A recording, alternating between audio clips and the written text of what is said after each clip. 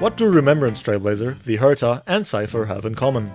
You're right, smash. But also, all of them deal true damage. Now, what is true damage?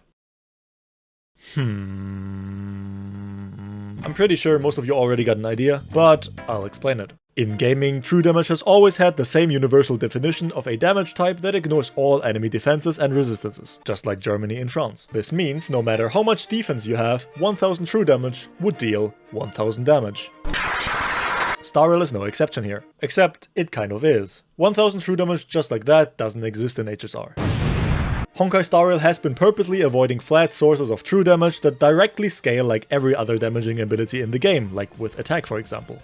Instead, it is always indirectly a percentile of something. I would categorize the true damage dealing characters based on how they work. For example, Remembrance Trailblazer, Cypher, but also Triby's E1 and Finon's E6 work very similar to each other. The Herta is a bit of an outsider here. That being said, let's start with the Herta. The Herta's true damage is based on the enemy's HP, either 30% or 99% depending if it's a boss or not. Since true damage always deals the same amount, this means the enemy's stats don't matter. They will always remain with 70% or 1% of their maximum health bar. That's how true damage is supposed to work. She's a cool outsider then. Approved. But that is the only real true damage we have. What if I told you the others don't actually deal true damage? Technically. Yes and no. Let me explain.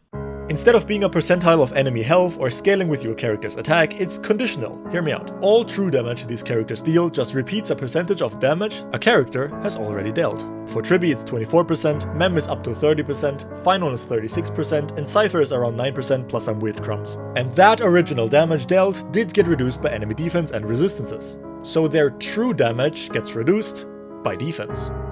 Definitely feeling like the nerd emoji right now. So even though true damage isn't supposed to be affected by defense and resistances, all of these characters are. Which is why I will officially categorize them as pseudo-true damage. We have been fooled by the true damage propaganda. Except you, the Herta, you're doing a great job. But Aloha, if it's not true damage, why does AlohaCube display it as true damage at all? Great question, me. I can answer that. The only reason why it is shown and calculated as true damage is so the repeated damage, which is a separate instance of damage, doesn't run through the enemy defenses again. Or else the damage would be double reduced. Maths, bitch.